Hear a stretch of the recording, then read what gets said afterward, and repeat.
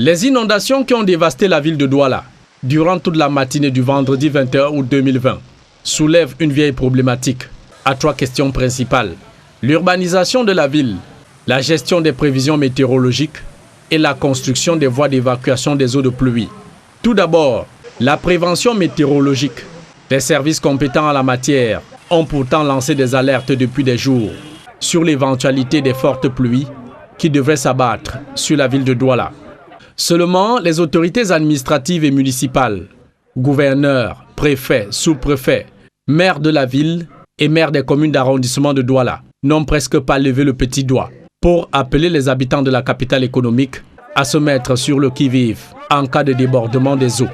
Pas un seul communiqué lu ou diffusé dans une chaîne de radio émettant à Douala.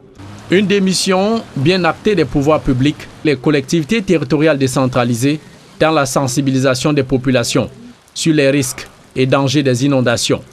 Deuxième maillon faible dans cette question des inondations, le drainage des eaux.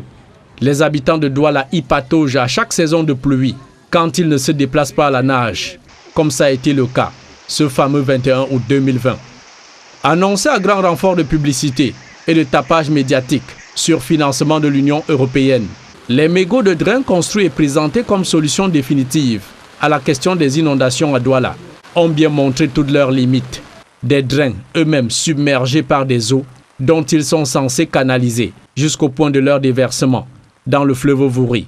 Le cas de la vallée Bessengue, Makepe Misoke, Carrefour Cité, se passe de tout commentaire. Les initiateurs de ces projets ont dû bien vite déchanter face à ce que Douala vit et subit à chaque saison de pluie depuis presque 3 ans. Même l'aménagement du nouveau pont sur le Vouri et ses voies attenantes ne comble pas les attentes des usagers de la route. La sortie des eaux de ruissellement de leur lit naturel et artificiel pour engloutir les habitations environnantes remet aussi sur la table l'éternelle question de l'aménagement urbain non planifié et la cacophonie dans l'occupation des sols, avec comme conséquence la floraison des constructions anarchiques sur le moindre lopin de terre inoccupé, peu importe où il se trouve.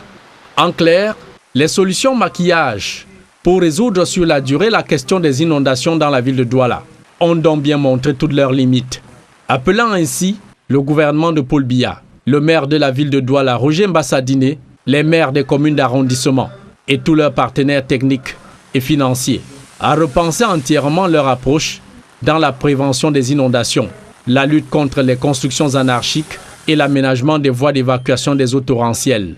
Faute de quoi, le pire est à venir.